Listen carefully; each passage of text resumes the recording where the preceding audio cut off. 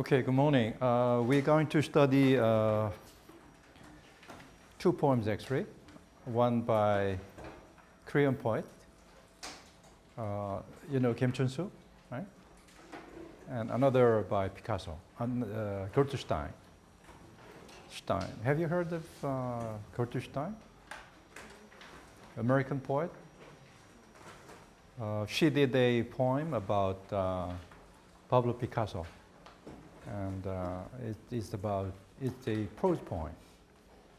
It's very strange poem. I hope you like it. And tomorrow we are going to read another poem by Picasso, and I'm going to show you a book.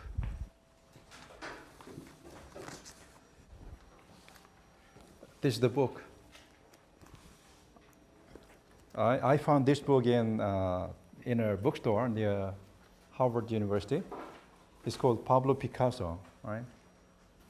And when I look at the book, Pablo Picasso, the burial of the Count of Orgaz and other poems, I was surprised. Oh, he was a poet, and I picked up the book and went through the books. They are extremely beautiful poems, right? So, actually, I did an essay about him, and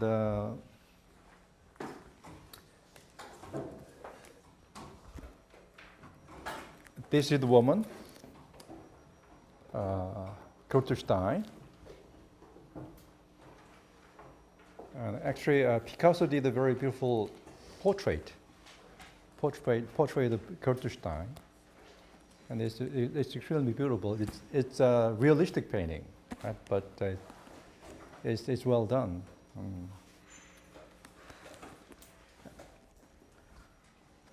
Okay, all of you got the handout, right? 처용 단장, right? Let's go through the poem. Why don't we go back to the poem, The Cabin Bells. Last time we read this poem, right? We just Yeats's strange poem, The Cabin Bells. You got it? The cabin bells. The jester walked in the garden. Did I tell you about the background of this poem? How Yeats did the poem? No? Actually, Yeats had three dreams, different dreams. He dreamt three different dreams, and he put them together and wrote a poem. And this is the result of what he had worked. So it's called The Cab and the Bells, The Cabin Bells.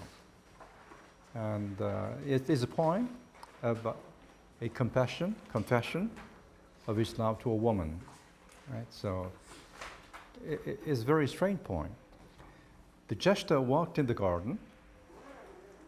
The garden had fallen still. He bade his heart rise upward and stand on her windowsill. It rose in a straight blue garment when owls began to call. It had grown wise-tongued by thinking of a quiet light footfall, but the young queen would not listen. She rose in her pale nightgown. She drew in the heavy casement and pushed the latches down. He bade his heart go to her when the owls called out no more. In a red and quivering garment, it sang to her through the door. It had grown sweet-tongued by dreaming of a flutter of flower-like hair, but she took up a fan from the table and waved it off on the air. I have cabin bells, he pondered. I will send them to her and die. And when the morning whitened, he left them where she went by. She laid them upon her bosom under a cloud of hair, and the red lips sang them a love song till stars grew out of the air. She opened the door and the window, and the heart and soul came through. To her right hand came the red one, to her left hand came the blue. They set up a noise like crickets, a chattering wise and sweet, and the hair was a folded flower, and the quiet of love in her feet. Can you understand it? We can't understand it, but you can see what is going on, right? It's a dream poem. Right? Yeats dreamt 3 different dreams and put them together in a poem like this. And 김춘수 초영단정 is a series of poems, actually, a series of picture poems, a series of so it took a long time, 1.5 years, right? 1.5 years to do it, right?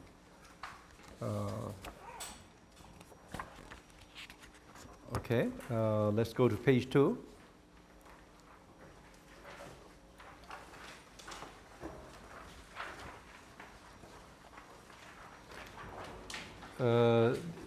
This poem has 15 stanzas, 15 poems actually. 2 prelude poems, and then in the main body there are 13 poems, poem sequences. And the first poem is this, the 2 prelude pieces, the 2 dogs. One dog barks, the other barks in another place. The 2 bark, clash, bleed beneath the low night sky. One dies, the other barely survives. The survivor's sudden cry from his vocal cord leaves long, sad trace behind and helplessly follows the one he's killed. What does it mean? Both dogs died.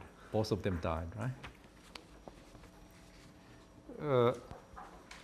What does he want to say here? The speaker wants to say what? We don't know. Maybe it's about the phenomena in society, in our society.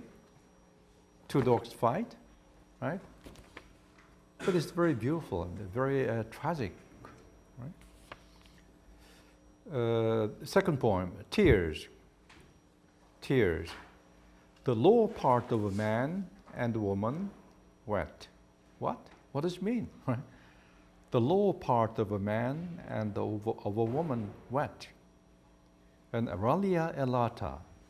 The lower part of an Aralia elata wets nightly. The man who walked on the sea barefoot is a bird. Only her feet were wet, they say. By the way, what is the meaning of this? Very strange, right? What is it? What is the title of the poem? 초영단장, right? 초영 is what? What kind of a person was he? Character. A legendary character. Maybe he may have been a real person, but do you know the story of Choyong? Right? All of you know it? He came from the sea, right? So, okay, 13 poems, right? First poem. All day, the sea kept its eyes open like a mouse. Very beautiful. What does it mean? We don't know, but the image itself is very beautiful, right? All day, the sea kept its eyes open like a mouse. From time to time, the winds blew from Hanyeosudo, the waterway amid leisurely islands, and the young leaves of an Aralia elata thinly shook bodies. As the sun set, I heard the leech cry like making burrows between my ribs. The red begonia was shedding its petals. But then the morning came. The sea, reopening its eyes like a mouse, fall. 1,000 apples were falling deep into the sky. Autumn gone, night come, there is no new snow came, sitting on my sleepy shoulder with part of the dark capped open jar. Fruits of red camellias ripen. I saw the white snow fall asleep. Very beautiful, very, very beautiful images, right? Winter images. The second point. I saw snow falling in March, wet new lilac boughs, and the flowering camellias on the mountain. The southern sea awakened early in the furry winter coat I could not take off. Before I fell asleep that night, I heard a male still cry out. March come. Big snow flakes wet the white neck of flowering camellia in a deep furrow. Poem 3. The wall walked to me. The old pagoda trees walked toward me. In the middle of night, I awakened to see the bronze corridor clock in the long black mantle walk toward me. Beside me, the sea was asleep. And I saw the sleeping sea with the fry of a gray mullet sleeping in her arm. To go back to sleep, I would enter the mantle of night, long and dark. With the sea in my arm, I'd fall asleep again with the fry of a gray mullet. They also had the sun and the wind brought from Australia at the missionaries. Through the fence of trifoliate orange shrubs, I saw Japanese yellow roses in winter. On the night Christ was born, snow fell. In the invisible sky between my eyebrows flew one butterfly or two. The fourth point. In advance of the snow, winter rain was falling. The sea had sunk. Where there had been the sea, the warship was letting go of an anchor. The seabird I had seen lay dead. The bird was singing after he died. What? What is the meaning of this? The bird was singing after he died. I was singing in a bit louder, older voice. In advance of the snow, the winter rain was falling. The sea had sunk.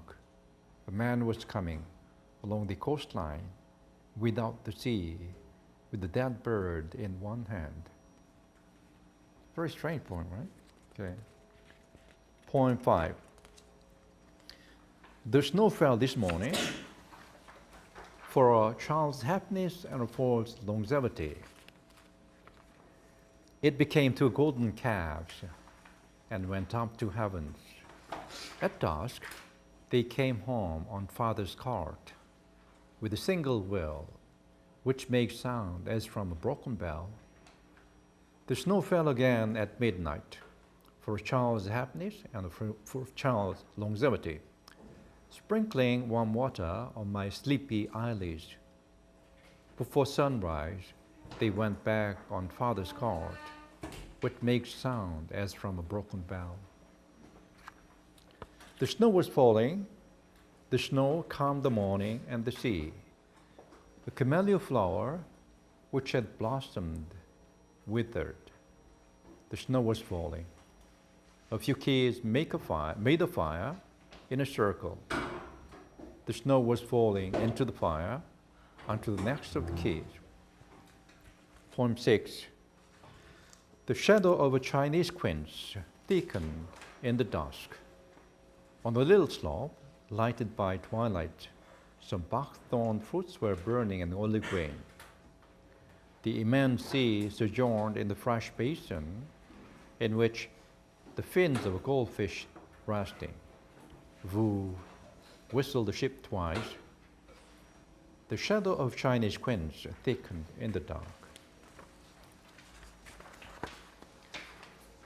A jet of water from a toy fountain shot up and fell broken white. Poem 7. In a cage, The birds' droppings smelled rather fragrant at dusk. The eyes of bird caught from the mountain were down dreaming. The winter fruits in snow ripened, tasting snow, turning red. Spring cherry blossom petals fell one after another. One boy was running through the waterfront, holding a toy vane in his mouth. One girl was fading in the dusk, spread in the barley field beyond the copse, singing, "Hare, hare, where are you going?" She was fading like a lie. Stanza 8. The sea caught in my palm. It was night, and the sea was very, very young. The chicks of an adjutant bird flapped their feathers. Spring had receded, summer was coming. The sea grew up to my waist and breast, washing off the thick motley of my flesh. When I was running along, the white sandbar washed by the sea, I was singing a happy, sad, brilliant song along.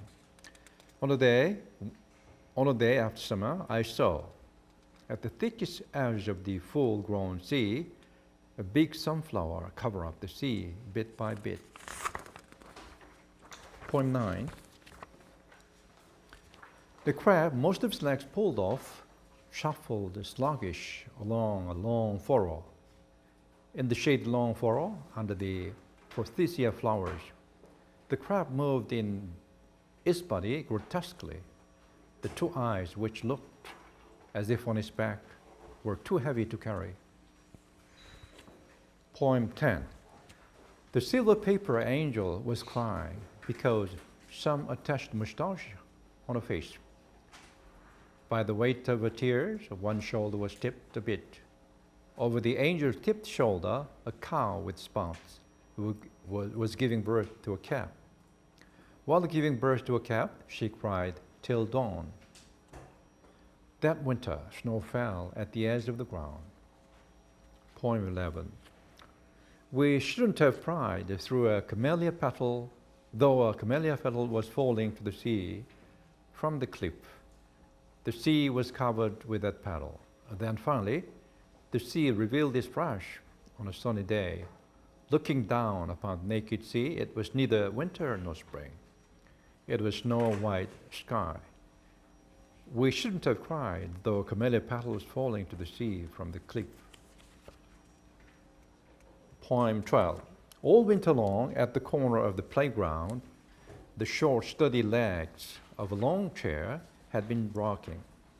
All winter long, all the necks of children were steep slopes covered with snow. "Idiot," you were singing, "Hare, hare, where are you going?" You died like a lie, with a streak of blood on your knee. Spring came round, winds were blowing again. The sea washed the blood of knees shed last year.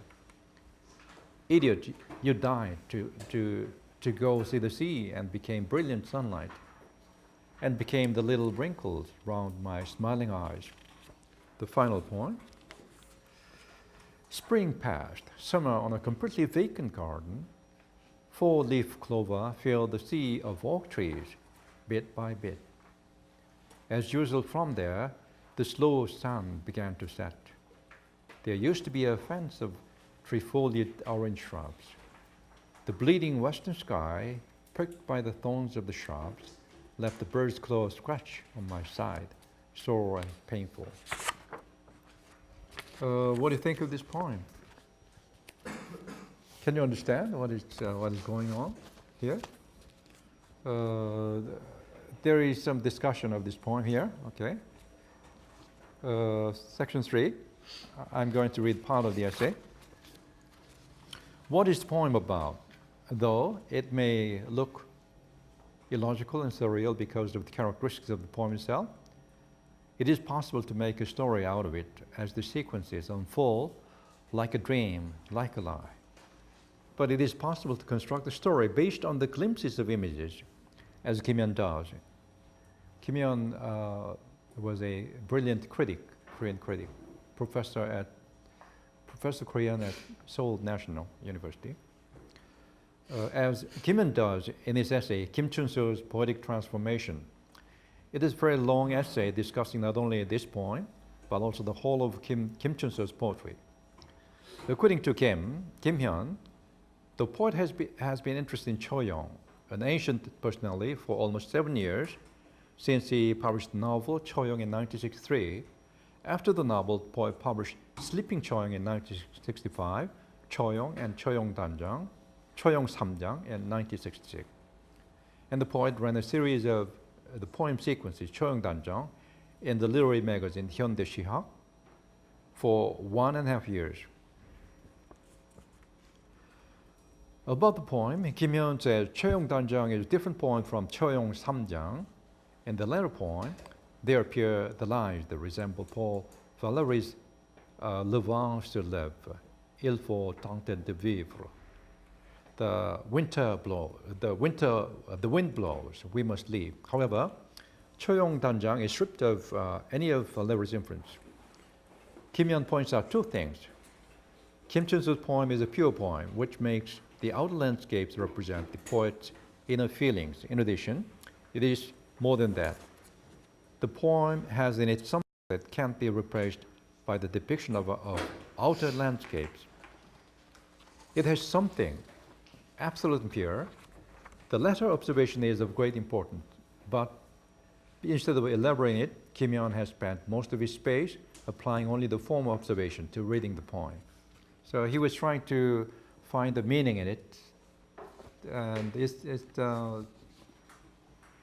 it succeeded in part only, right? The title of the poem is Choyong, but nowhere in the poem is the character Choyong found, except in the second prelude poem, right?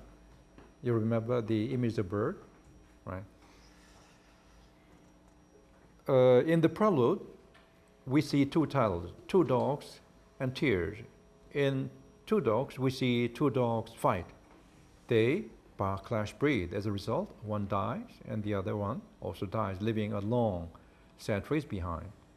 In the second poem, Tears, we can guess a third man who walked on the sea barefoot. Must be Choyong, right? If we combine the two poems into one, the two dogs may represent two men who struggle to gain supremacy. In this case, to win the love of a woman. In the second poem, it is clear that the third man is sad because the lower parts of the other man and woman wet. Now you understand? The two poems is about the story of the Choyong, right? Choyong played one night outside. Then he came back and he found his wife with a man, right? So this is the story, right? Wet. Okay. In the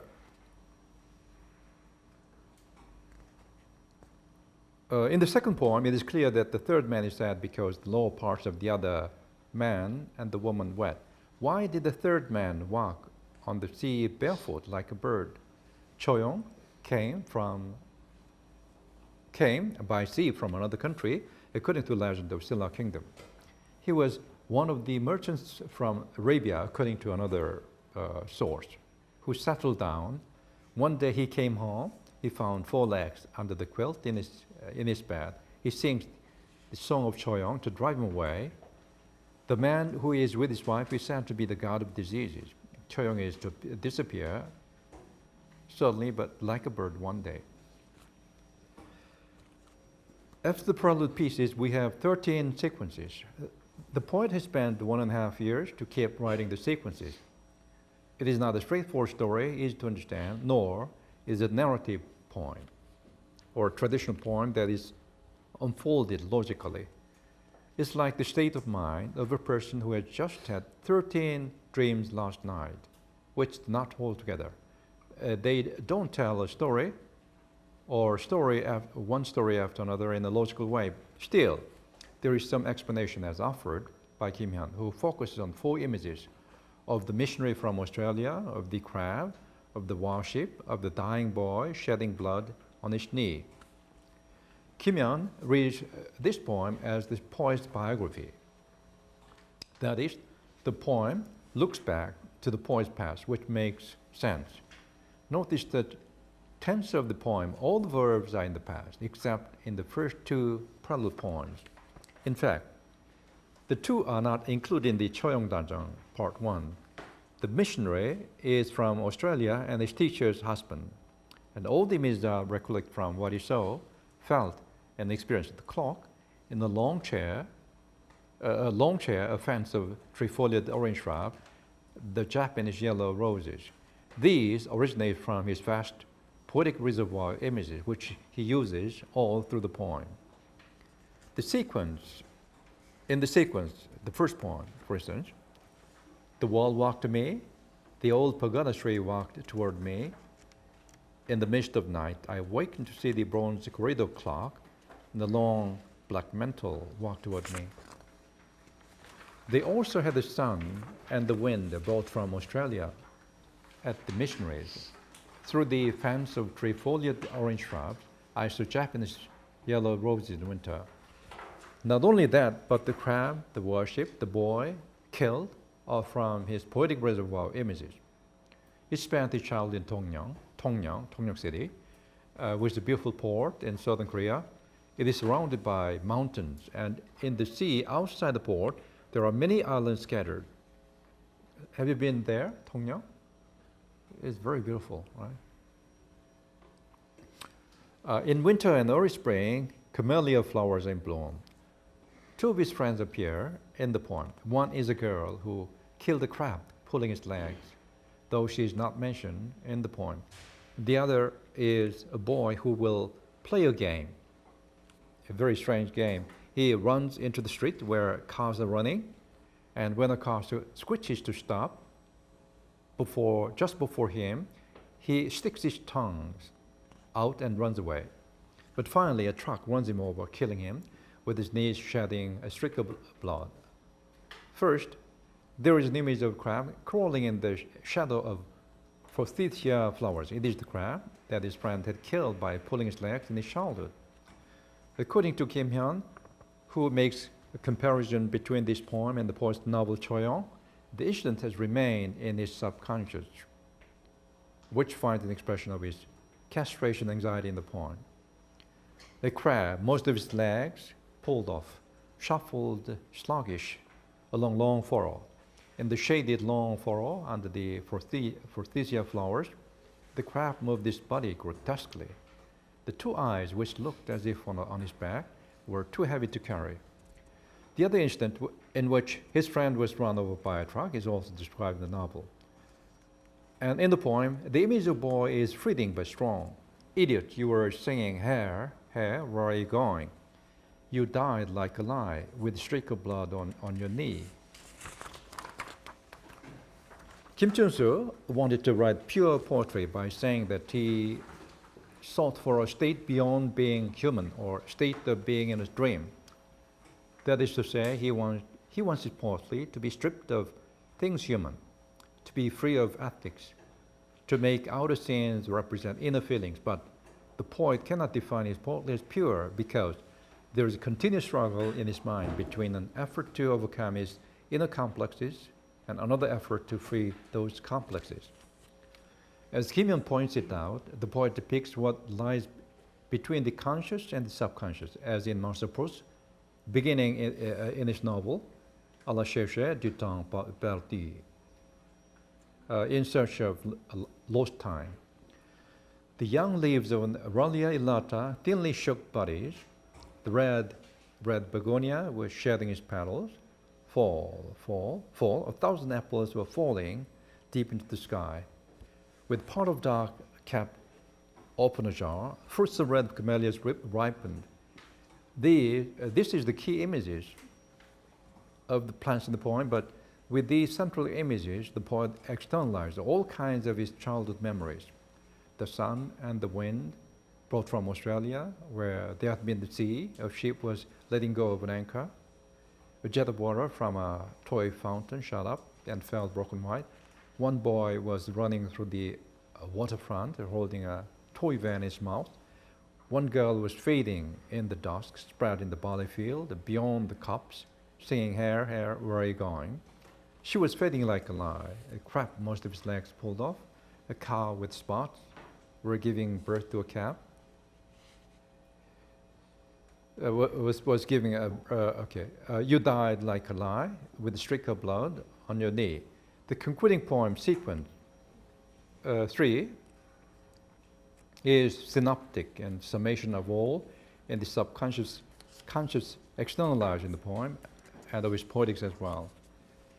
Spring passed. Summer on a completely vacant garden, four-leaf clover filled the sea of oak trees bit by bit. As usual, from there, the slow sun began to set. There used to be a fence of trifoliate orange shrubs. The bleeding western sky, pricked by the thorns of the shrubs, left the birds a close scratch on my side, sore and painful. Another important image is that of sea. The South Sea off the port Tongyang is hometown. It is connotative, it is symbolic and allegorical, which represents mother. Kim Hyun comments on the different images of sea as follows. First, look at the first point. All day, the sea kept its eyes open like a mouse. The sea here is compared with a mouse, revealing his unconscious expression of his attitude toward life. It is an object of contemplation as in poetry of Valery, Rimbaud, and Mallarmé. So, the sea represents sweet trace of life instead of hard life on the sea. The sea also represents the poet's consciousness. It is symbolic of what's on his mind. The sea had sunk. A man was coming along the coastline without the sea, with the dead sea in one hand. Third, the sea is an entity and mother is also being. The sea has many attributes of mother. The sea, like a mother, feels like fine things to the poet, which find subtle variations as in the following stanza. With the sea in my arm, I fall asleep again with the fry of a grey mullet. The sea caught in my arm. It was night, and the sea was very, very young. The chicks of an adjutant bird flapped its feathers. Spring had receded, and summer was coming. The sea grew up to my waist and breast, washing off the thick motley of my flesh. The sea was covered with a paddle. Then finally, the sea revealed its flesh on a sunny day. Now, let me focus on some of the most beautiful poems. I call the poem sequence poems now.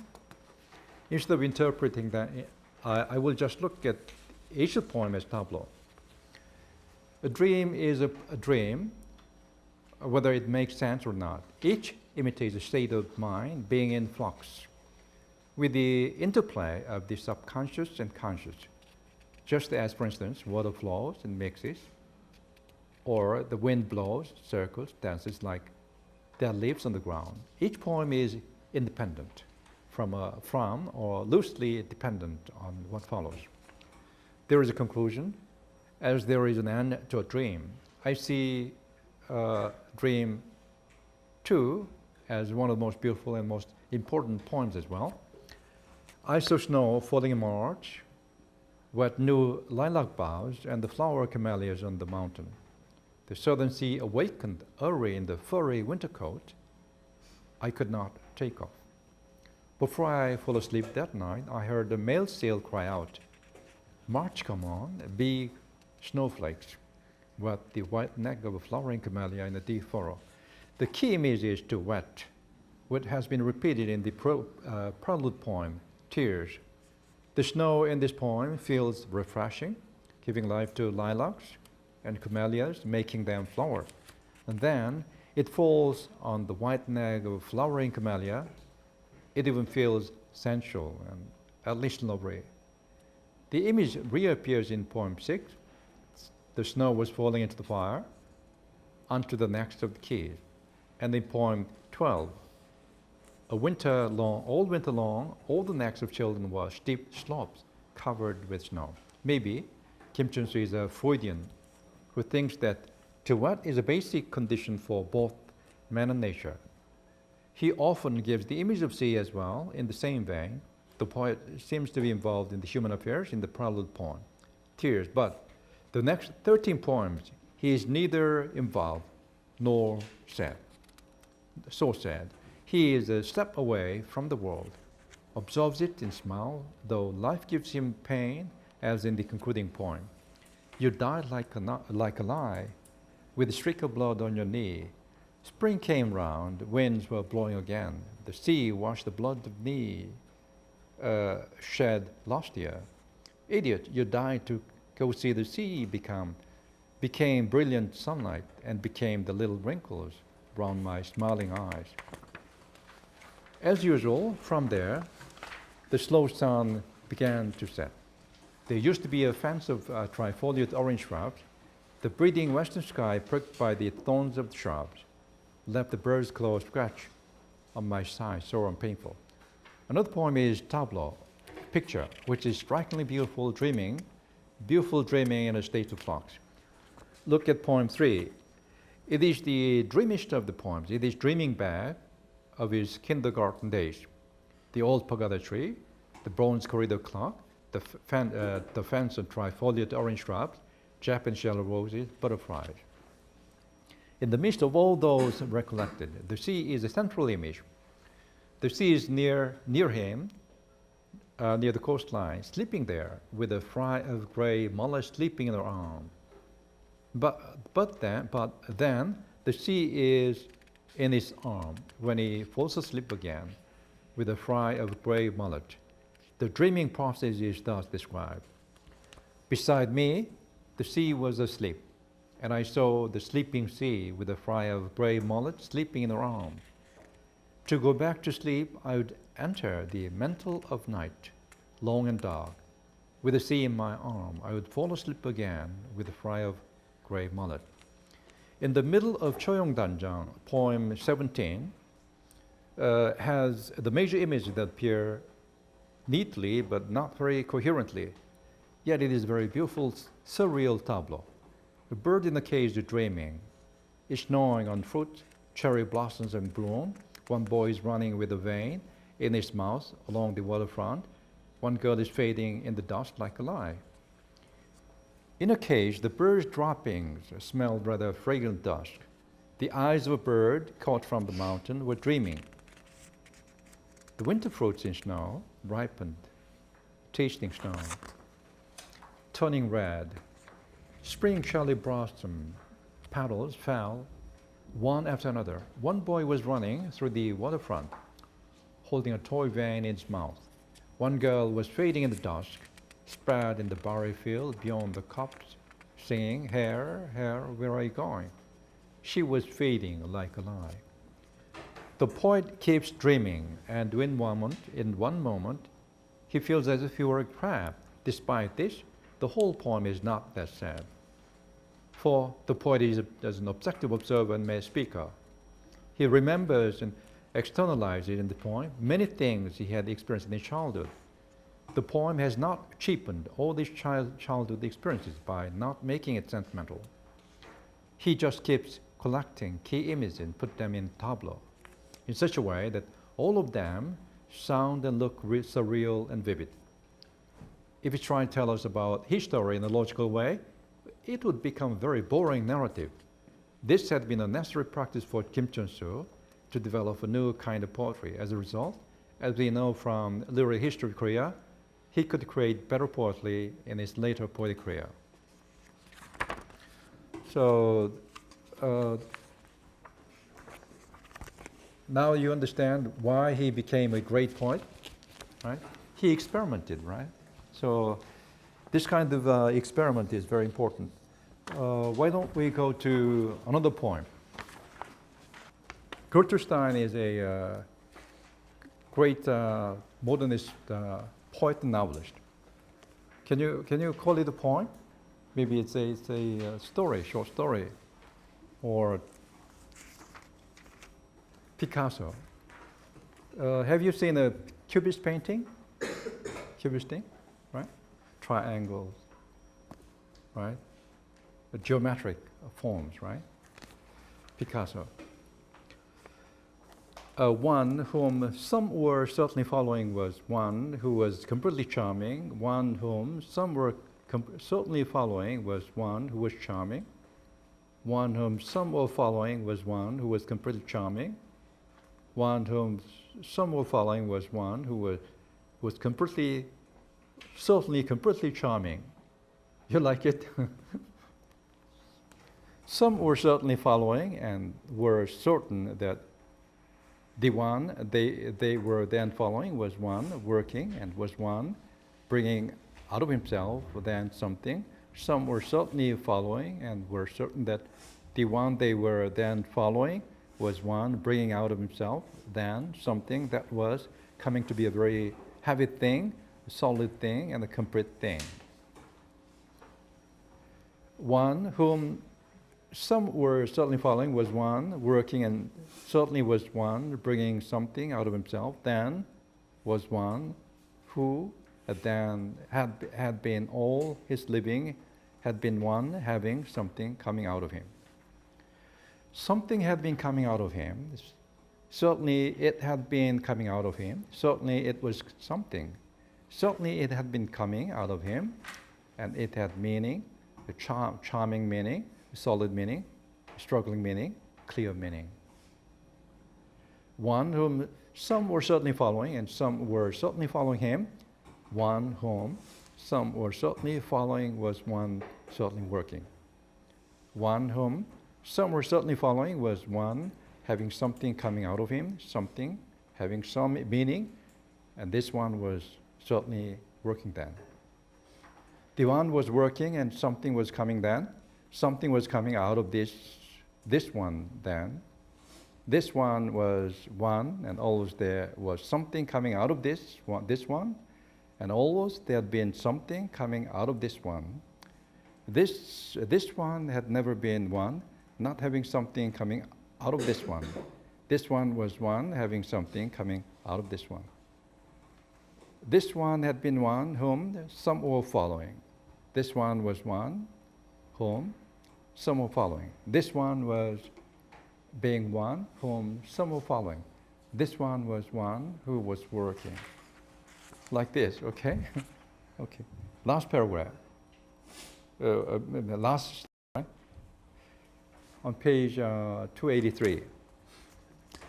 This one was one having always something being coming out of him, something having completely real meaning.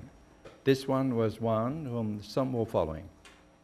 This one was one who was working. This one was one who was working. And he was one needing this thing, needing to be working, so as to be one, having one way of being one, having some way working. This one was one who was working. This one was one having something come out of him, something having meaning. This one was one always having something come out of him. And this thing, the thing coming out of him, always had real meaning. This one was one who was working. This one was one who was almost always working. This one was not one completely working. This one was one not ever completely working. This one was not one working to have anything come out of him. This one did have something having meaning that did not come out of him.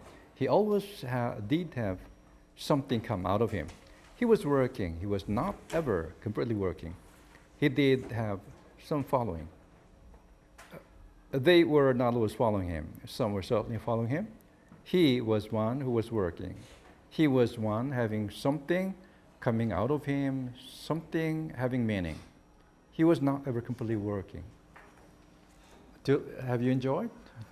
Do you enjoy it? Okay, we'll take 10 minutes break.